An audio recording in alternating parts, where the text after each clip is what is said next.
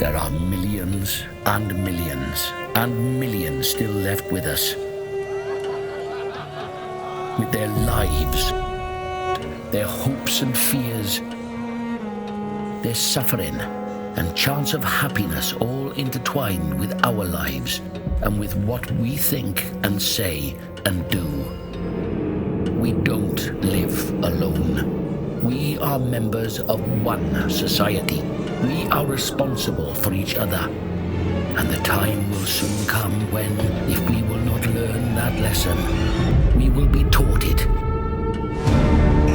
In fire and blood and anguish.